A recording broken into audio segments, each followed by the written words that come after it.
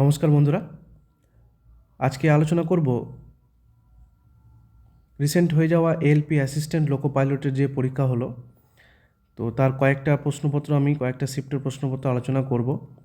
আজকে যেটা আলোচনা করব সেটা 27/11/2024 তারিখে হয়েছিল, শিফট 3-তে হয়েছিল। শুধু অঙ্কের প্রশ্নগুলো কেমন এসেছিল এবং আগামীতে কেমন আসবে তোমাদের একটা ধারণা তৈরি হয়ে যাবে এসব প্রশ্নগুলো দেখলে। এটা বিভিন্ন পরীক্ষার জন্য ইম্পর্টেন্ট, ঠিক আছে? ডাব্লিউপি হোক, এসএসসি জিডি হোক, রেলের যে কোনো পরীক্ষা হোক, সবগুলোর জন্যই ইম্পর্টেন্ট যে প্রশ্নগুলো আছে। তো দেখো প্রশ্নগুলো কেমন লাগছে, ভালো লাগলে অবশ্যই লাইক শেয়ার করো, নতুন থাকলে অবশ্যই চ্যানেলটিকে সাবস্ক্রাইব করে দেবে। আর যারা এসএসসি জিডি ডাব্লিউপি এর জন্য প্রিপারেশান নিচ্ছ তাদের জন্য আমার চ্যাপ্টার ওয়াইজ ভিডিও দেওয়া আছে, প্লাস অনেক প্র্যাকটিস সেট দেওয়া আছে, সেগুলো তোমরা দেখতে থাকো, অবশ্যই তোমরা কিছু একটা করতে পারবে, ঠিক আছে? তো চলো বেশি কথা না বাড়িয়ে আমরা যে এলপির সেটটা হয়েছিল 27 তারিখে সেটা আমরা দেখে নেব। তো শুধু আমি অঙ্কের প্রশ্নগুলো আলোচনা করব।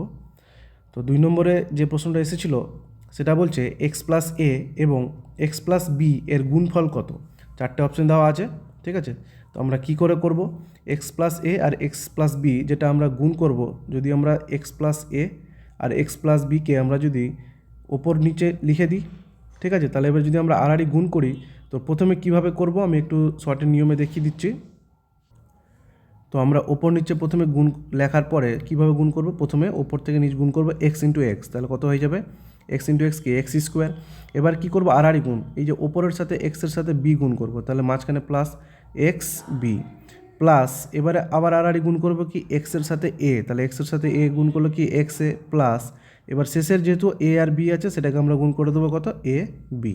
যদি আমরা এটাকে সাজিয়ে দিই তাহলে এক্স স্কোয়ার প্লাস, যদি আমরা এক্স বি আর এক্স এ থেকে এক্স কমন নিয়ে নিই তাহলে আমাদের ভিতরে থাকবে এ প্লাস বি, যদি আমরা সেটাকে সাজিয়ে লিখি আর এক্সটা কমন নিচ্ছি প্লাস এ বি পড়ে থাকছে, তাহলে আমাদের এক্স প্লাস এ আর এক্স প্লাস বি গুণ করলে যে উত্তরটা আসবে বা অ্যান্সারটা আসবে সেটা হচ্ছে x square plus a plus b into x plus a b. তাহলে আমাদের 4টে অপশনের মধ্যে দেখবে প্রথম অপশানে দেখো x square plus a plus b into x plus a b দেওয়া আছে, তাহলে আমাদের সঠিক উত্তর ছিল কি অপশান এ। চলে যাব পরের প্রশ্নতে, কি বলছে 3 নম্বরেই ছিল, বলছে 5118 সংখ্যাটি ড্যাশ দ্বারা বিভাজ্য। তাহলে 4টে অপশন দিয়েছে 6, 5, 7, 8। তো আমরা প্রথম অপশন চেক করব 6। 6-এর রুলস কি, যে যদি 2 আর 3 যদি আমরা ভেঙে দিই 2 দ্বারাও যেতে হবে 3 দ্বারাও যেতে হবে।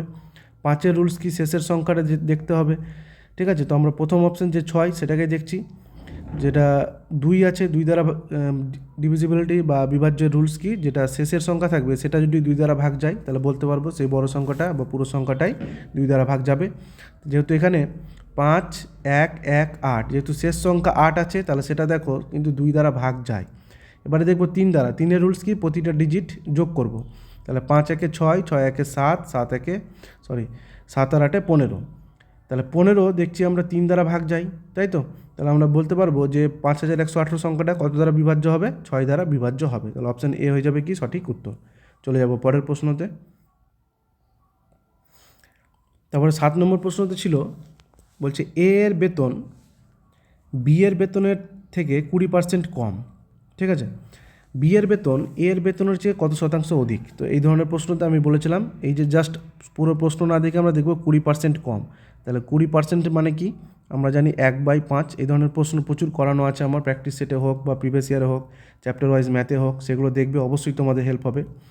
তো 20% কম, তাহলে 20%কে আমরা ভগ্নাংশে লিখে দিলাম 1/5, যেহেতু কম বলেছে তাহলে মেন ভ্যালু আমার 5, সেটা থেকে 1 কী হয়ে যাবে কম মানে মাইনাস, তাহলে 5 থেকে 1 4। এবার বলছে কত শতাংশ অধিক, তাহলে এই 5 থেকে 4-এ দেখো কোন দিক থেকে গেলে আমাদের বেশি হচ্ছে বা অধিক হচ্ছে। যদি আমরা 4-এর দিক থেকে 5-এর দিকে যাই তাহলে কি অধিক হচ্ছে, তাহলে 4 থেকে 5-এর দিকে গেলে কত অধিক হচ্ছে 1, কার উপরে হচ্ছে 4-এর উপরে, মানে যে দিক থেকে আমরা যাব তার উপরেই সেটা হবে। তাহলে 1/4 ইন্টু কত শতাংশ, 100%। যদি আমরা এটাকে কাটাকাটি করে দিই, 4 দ্বারা 100 কেটে দিলে কত 25, তার মানে অ্যান্সার হয়ে যাবে 25%, ঠিক আছে? তাহলে অপশান ডি ছিল কি রাইট অ্যান্সার। চলো পরের প্রশ্ন।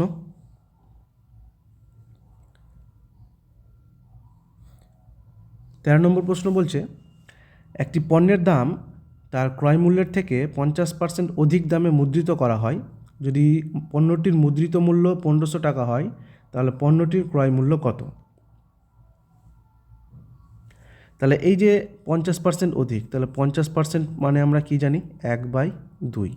তাহলে এই যে অধিক দাম তার মানে কি 2 থেকে যে ওপরে যেটা 1 সেটা কি বেশি করেছে, তাহলে 2 থেকে কত হয়েছে 3।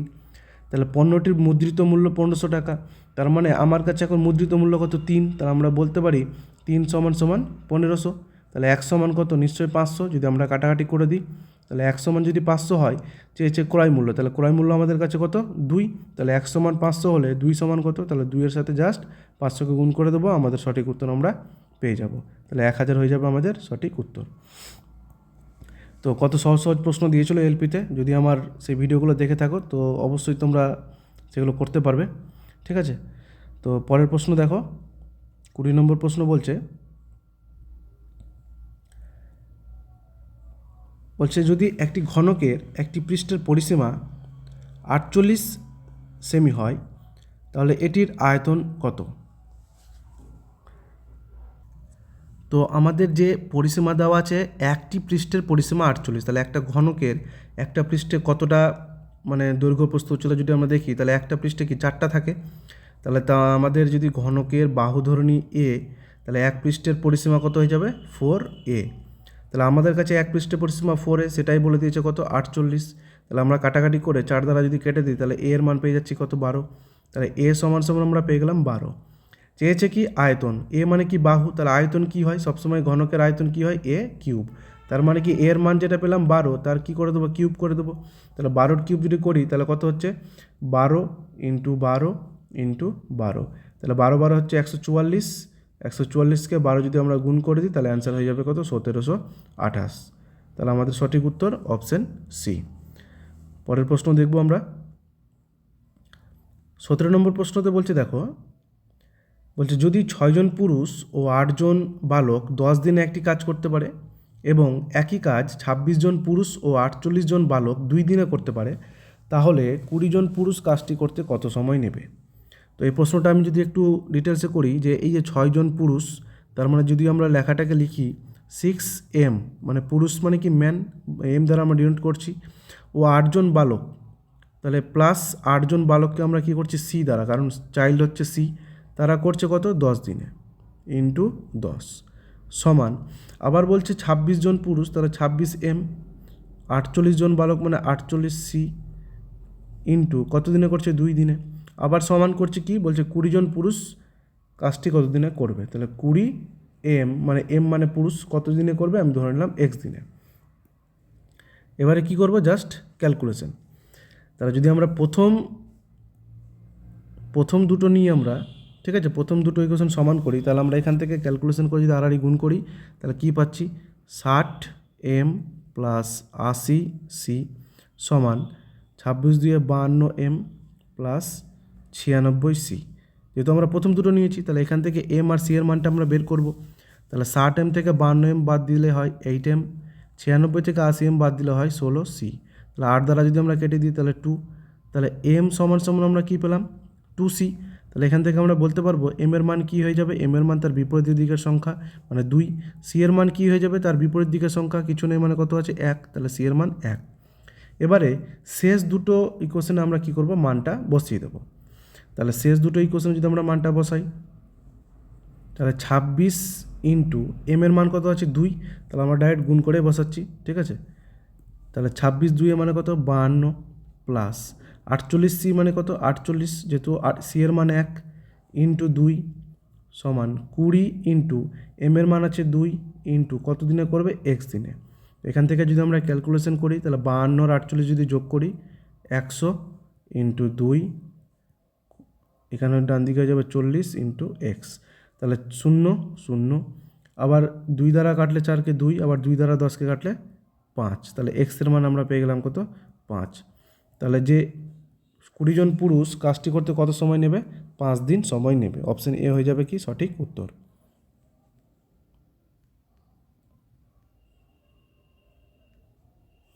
পরের প্রশ্ন দেখব, 23 নম্বর প্রশ্নতে আসা,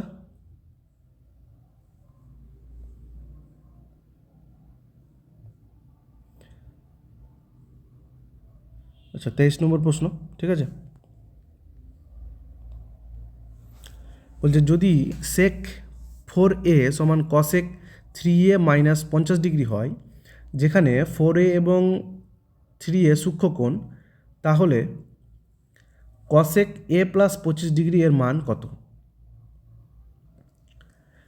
তো মাথায় রাখবে যে সেক আর কসেক যদি থাকে, ঠিক আছে, তাহলে সেক আর কসেক যে পরপর কি হয়, পরস্পরের পূরক কোণ হয়। তার মানে এখান থেকে আমরা ইকুয়েশনটা কি পরের লাইনে লিখতে পারবো যে এই যে 4a আর 3a মাইনাস 50 ডিগ্রি, তাদের যোগফল কত হবে? 90 ডিগ্রি। তো আমরা ডাইরেক্ট ক্যালকুলেশন করে দেবো 4a প্লাস 3a মাইনাস 50 সমান 90, কারণ তারা যেহেতু পরস্পর পরিপূরক, মানে 90 ডিগ্রি হবে তাদের যোগফলটা। তো আমরা এখান থেকে ক্যালকুলেশন করে 7a সমান 90-এর সাথে 50 যোগ করে দিলে হয়ে যাবে 140। তাহলে a এর মান হয়ে যাবে কত? 20। 7 দিয়ে কেটে দিলে কত? 20। তাহলে a এর মান পেয়েছি 20, সেটা আমরা কি বসিয়ে দেবো। চেয়েছে দেখো কসেক a প্লাস 25, তার মানে কি থাকছে? কসেক এর মান হচ্ছে 20, 20 আর 25 যোগ করলে কত? 45 ডিগ্রি। তো মাথায় রাখবে কসেক 45 ডিগ্রির মান হয় √2, কারণ সাইন 45 যদি 1/√2 হয়, তাহলে কসেক 45 তার উল্টো, তার মানে কত? √2। তাহলে অপশন বি ছিল আমাদের সঠিক উত্তর। পরের প্রশ্ন 35 নম্বর প্রশ্ন বলছে, একজন দোকানদার একটি পণ্য 319.60 টাকা দামে কিনেছেন। 25% লাভের জন্য তাকে প্রায় কত দামে পণ্যটি বিক্রি করতে হবে? তো 25% লাভ, 25% মানে আমরা জানি ডাইরেক্ট লিখব কত? 1/4। তাহলে লাভ বলেছে, তাহলে 4 থেকে কত হয়ে যাবে? 5। ঠিক আছে, তো এবারে করব যে এই যে 4 সমান আমাদের দামটা বলে দিয়েছে কত? 319.60। তো আমরা এটাকে অ্যাজুম করে নিচ্ছি 320 টাকা। ঠিক আছে, তাহলে 1 সমান সমান কত হয়ে যাবে? 4 দ্বারা কেটে দিলে 80। তো 1 সমান যদি 80 হয়, তাহলে আমাকে চেয়েছে 5-এর টার্ম, তাহলে 80-র সাথে 5 গুণ করে দিলে আমাদের সঠিক উত্তরটা পেয়ে যাবো কত? 400। মানে এটা একটা আনুমানিক দাম দেওয়া আছে, কাছাকাছি 400। ঠিক আছে, তো অপশান ডি হয়ে যাবে সঠিক উত্তর। পরের প্রশ্ন, আচ্ছা 31 নম্বর প্রশ্ন তো একটা ছিল, বলছে একজন ব্যক্তির মাসিক আয় 13,500 টাকা এবং তার মাসিক ব্যয় 9,000 টাকা। তিনি তার মাসিক আয়ের আনুমানিক কত শতাংশ প্রতি মাসে সঞ্চয় করেন? তাহলে যে 13,500 টাকা ছিল তার কি আয়, তার ব্যয় ছিল কত? 9,000 টাকা। বলছে তিনি তার মাসিক আয়ের আনুমানিক কত শতাংশ প্রতি মাসে সঞ্চয় করেন। তাহলে সঞ্চয় কত হবে? নিশ্চয়ই 13,500 থেকে 9,000 টাকা বাদ, তাহলে হয়ে যাবে 0,054। এবারে যেহেতু শতাংশ চেয়েছে তার আয়ের উপরে, তাহলে 4500 টাকা সঞ্চয় করছে 13,500 টাকার উপরে। কত শতাংশ? 100%। যদি আমরা দুটো শূন্য কেটে দিই, 45কে 135 দ্বারা 3 দ্বারা কেটে যায়, 3 পাচ্ছে 15, 3 4 12 13, তাহলে 100/3, 100/3 মানে হয়ে যাবে 33.1/3%, বা 33.33.33%। তাহলে অপশান এ ছিল আমাদের সঠিক উত্তর। পরের প্রশ্ন দেখব আমরা, আচ্ছা 37 নম্বর প্রশ্ন। 37 নম্বর প্রশ্ন বলছে দেখো, একটি নির্দিষ্ট পরিমাণ অর্থরাশি, তার আগে একটা, আচ্ছা 37টা আগে করি। ঠিক আছে, একটি নির্দিষ্ট পরিমাণ অর্থরাশি 3 বছরে বার্ষিক 16% হারে সরল সুদ 480 টাকা প্রদান করে, তাহলে মূলধনের পরিমাণ কত? তো আমরা যে সরল সুদের অঙ্কের সূত্র জানি কি, I=PRT/100। তাহলে এখানে আয়ের মান বলে দিয়েছে 480 টাকা, পি এর মানটা চেয়েছে, আর এর মান বলে দিয়েছে 16, আর সময় বলে দিয়েছে 3, নিচে হচ্ছে 100। তাহলে এই যে 16 দ্বারা 480কে যদি আমরা কেটে দিই তাহলে কত? 30, আবার 3 দ্বারা যদি আমরা 30কে কেটে তাহলে কত? 10। তাহলে পি এর মান আমরা আর গুণ করলে পেয়ে যাবো কত? 1000। তাহলে সেটাই কি মূলধন? তাহলে আমাদের সঠিক উত্তর ছিল অপশান সি। পরের প্রশ্ন 37-এর পরে 38 ছিল, বলছে 45 কিলোমিটার/আওয়ার গতিতে ধাবমান একটি ট্রেন 24 সেকেন্ডে একটি খুঁটিকে অতিক্রম করে, ট্রেনটির দৈর্ঘ্য কত? তাহলে আমরা জানি স্পিড = ডিস্টেন্স আপন টাইম। তাহলে স্পিড বলে দিয়েছে আমাকে কত? 45 কিলোমিটার/আওয়ার আছে, তাহলে সেটাকে আমরা 5/18 দ্বারা গুণ করে দিলে মিটার/সেকেন্ডে হয়ে যাবে। তাহলে ডিস্টেন্স বা দৈর্ঘ্যটা চেয়েছে, সেটাকে আমরা ডি থাক, সময় দিয়েছে কত? 24 সেকেন্ড। এবারে জাস্ট আমরা ক্যালকুলেশন করব, 9 দিয়ে 18কে কাটলাম 2, 9 দিয়ে 45কে কাটলাম 5, আবার 2কে 24 দ্বারা কেটে দিলাম কত? 12। তাহলে ডি এর মানটা হয়ে যাবে কত? 5 12 60, 60 আর 5 গুণ করলে 300 মিটার। তাহলে সেই ট্রেনটির দৈর্ঘ্য কত? 300 মিটার। তাহলে অপশান ডি ছিল আমাদের সঠিক উত্তর। পরের প্রশ্ন 39 নম্বরে একটা প্রশ্ন ছিল, বলছে 10টি পর্যবেক্ষণের গড় 46। পরে দেখা গেল যে একটি পর্যবেক্ষণকে 142-এর পরিবর্তে 42 হিসাবে ভুলভাবে লেখা হয়েছিল, তাহলে সঠিক গড় কত হবে? তো এখানে দেখো 10টি পর্যবেক্ষণের গড় 46, তাহলে সমষ্টি যদি বের করি তার মানে কি 46-এর সাথে কি 10 গুণ, তাহলে সমষ্টি হয়ে যাবে 460। 10টি পর্যবেক্ষণের সমষ্টি 460। এবারে বলছে একটি পর্যবেক্ষণকে 142-এর পরিবর্তে 42 লিখেছে। লেখার কথা ছিল 142, কিন্তু সে লিখেছে কত? 42। তার মানে কম লিখেছে কত? 100 সংখ্যা, এই পুরোপুরি সংখ্যাটা কম লিখেছে। তার মানে কি এই সংখ্যাটা তার যে সমষ্টি তার সাথে কি যোগ হয়ে যাবে। তাহলে 460-এর সাথে যদি 100 যোগ করে দিই তাহলে আমাদের সমষ্টিটা হয়ে যাবে কত? 560। তার মানে কি এখন যে 10টা পর্যবেক্ষণের সঠিক গড় কত? 560। তাহলে গড় কত হবে সেটাকে যদি আবার 10 দ্বারা ভাগ করে দিই তাহলে আমাদের গড় হয়ে যাবে কত? 56। তাহলে সঠিক উত্তর অপশান সি। পরের প্রশ্ন দেখব, এটা গ্রাফ দেওয়া আছে।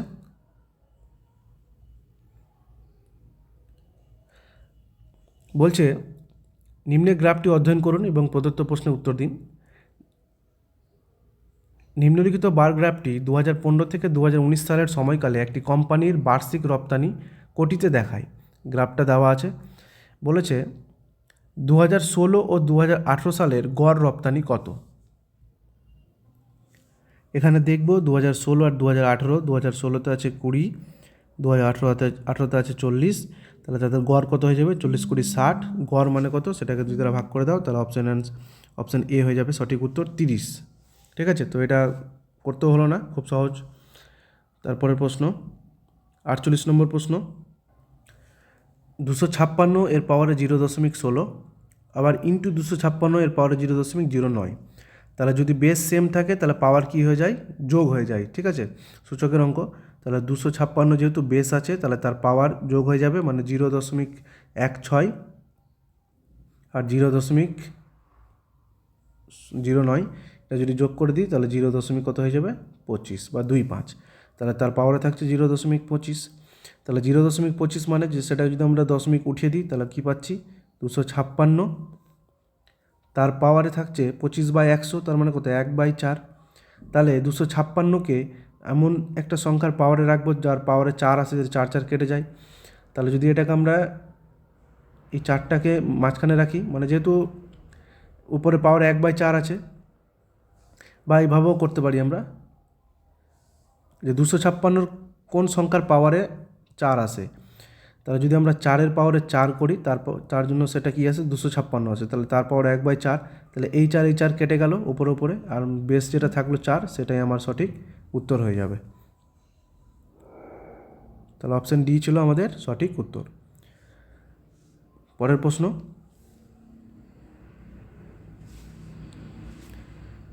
একটি 3 অঙ্কের সংখ্যা এমন যে এর একক স্থানীয় অঙ্ক, দশক স্থানীয় অঙ্ক এবং শতক স্থানীয় অঙ্কের অনুপাত দিয়ে দিয়েছে 1:2:3। এই সংখ্যাটির অঙ্কগুলিকে বিপরীত ক্রমে সাজালে যে সংখ্যাটি পাওয়া যাবে সেই সংখ্যাটির সঙ্গে মূল সংখ্যাটিকে যোগ করলে যোগফল 1332 হয়। মূল সংখ্যাটি নির্ণয় করো। তাহলে যদি আমরা অপশন ধরেও করি, ঠিক আছে, তো বোধহয় আমাদের সুবিধা হবে বেশি। তাহলে দেখো বলেছে একক স্থানীয়, দশক স্থানীয় আর শতক স্থানীয়র অনুপাত দিয়েছে 1:2:3। 1:2:3। তাহলে যদি প্রতিটা অপশানে দেখি যে 2 4 6, তাহলে তার অনুপাত যদি করি 2:4:6, তাহলে সেটাও কত হয়? 1 2 3। পরেরটার যদি অনুপাত করি 1:2:3। পরেরটা তার 3 নম্বর যেটা আছে 9:6:3, সেটাকে যদি আমরা অনুপাত করি, আচ্ছা একটু ভুল বললাম, ঠিক আছে, এটা উল্টে যাবে। ঠিক আছে, এটা একটু উল্টে যাবে, একটু ভুল বললাম, কারণ একক স্থানীয় আছে 1, দশক আছে 2 আর শতক আছে 3। তাহলে 2 4 যদি অনুপাত করি তাহলে 1 2 3 হয়। কিন্তু এখানে বলে দিয়েছে একক স্থানীয় অঙ্ক কত আছে?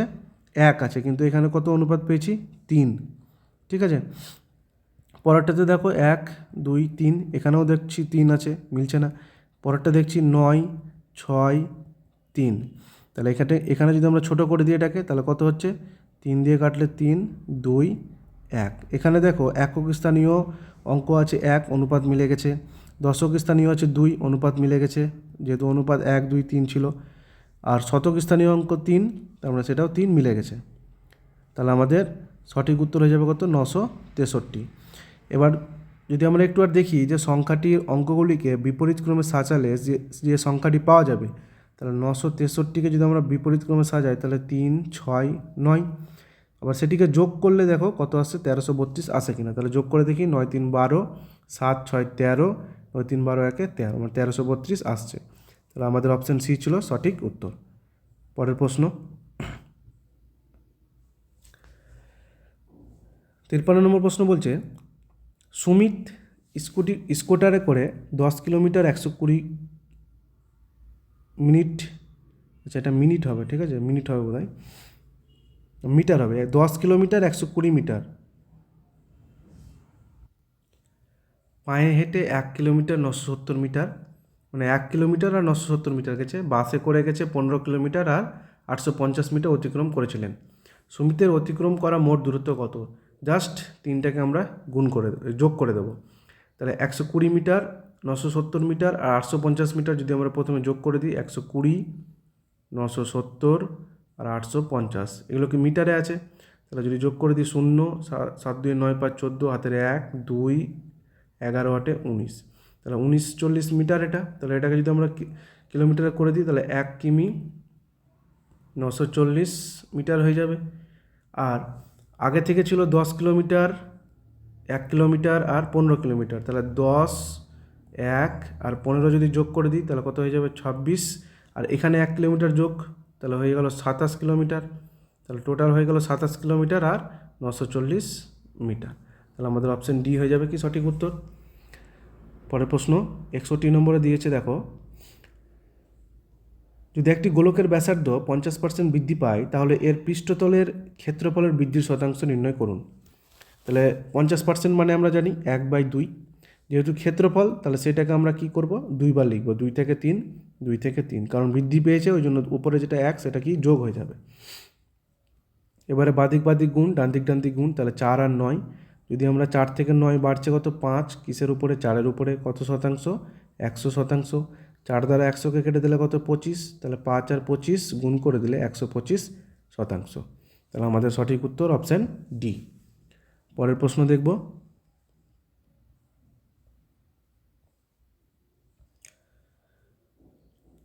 আচ্ছা 52 নম্বর প্রশ্ন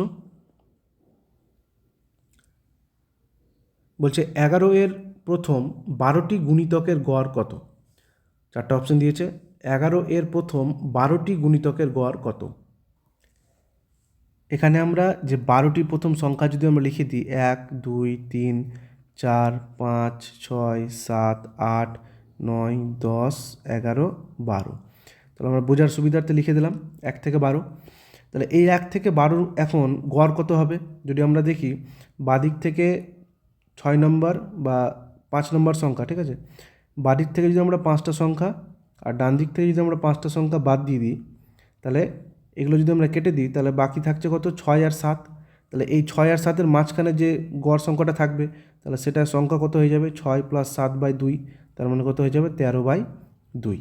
তাহলে এই সংখ্যাটার যে গড় পেলাম এটির, তাকে যদি আমরা 11 দ্বারা গুণ করে দিই তাহলে আমাদের সঠিক উত্তরটা আমরা পেয়ে যাব। তাহলে 13 আর 11 গুণ করলে কত? 143, নিচে 2, তার মানে কত হয়ে যাবে? 7 2 14, 2 1 2.5। তাহলে 71.5 হয়ে যাবে সঠিক উত্তর। তার মানে অপশান ডি সঠিক উত্তর। চলে যাব পরের প্রশ্নতে। এক মা তার ছেলে এবং মেয়ের বয়সের যোগফল 70 বছর। যদি মায়ের বয়স তার ছেলের বয়সের 3 গুণ হয় এবং মেয়ে তার ভাইয়ের থেকে 5 বছরের বড় হয়, তাহলে মায়ের বয়স কত? এখানে আমরা পরে যে লাইনটা দিয়েছে, যদি মায়ের বয়স তার ছেলের বয়সের 3 গুণ হয় এবং মেয়ে তার ভাইয়ের থেকে 5 বছরের বড় হয়, তাহলে যদি আমরা তার ভাইটাকে বয়সে যদি এক্স ধরি, তাহলে তার মা বলেছে তার ছেলের বয়সের 3 গুণ, তার মানে কি তার মা হয়ে যাবে 3x। আর মেয়ে তার ভাইয়ের থেকে 5 বছরের বড়, তাহলে ভাই যদি এক্স হয় তাহলে মেয়ের বয়স কত হয়ে যাবে? x + 5।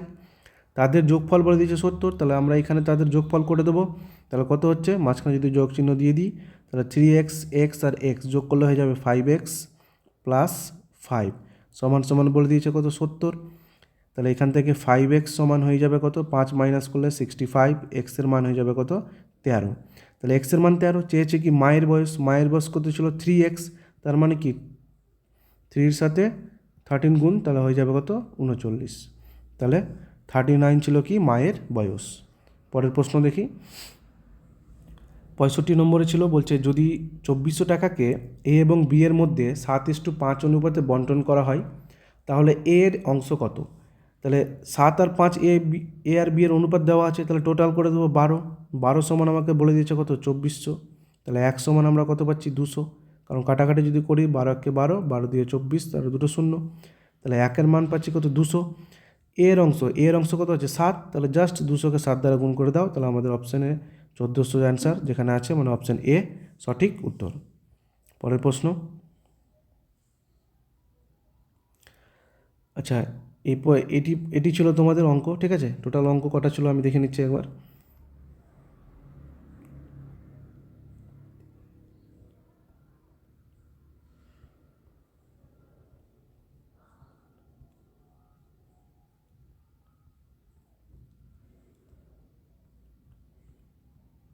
টোটাল 20টা ছিল, সেই 20টা আমি আলোচনা করলাম তোমাদের, ঠিক আছে। আচ্ছা হ্যাঁ, এএলপিতে টোটাল 20টা ম্যাথ থাকে। তো এরপরে আর দু তিনটা আমি সেট নিয়ে আসবো এএলপির, শুধুমাত্র ধারণা দেওয়ার জন্য যে ম্যাথের প্রশ্নগুলো কেমন আসে। আমি যেগুলো প্র্যাকটিস সেট দিই সেখান থেকেও তোমরা দেখবে যে অনেক এই ধরনের প্রশ্ন অনেক করানো আছে, চ্যাপ্টার ওয়াইজ ম্যাথ দেওয়া আছে। যদি সময় থাকে বা আমার ভিডিওগুলো ভালো লাগে তবে সেগুলো দেখো, আর বিভিন্ন গ্রুপে শেয়ার করো যাতে সবার একটু হেল্প হয় আর কি। তো দেখা হচ্ছে পরের ভিডিওতে।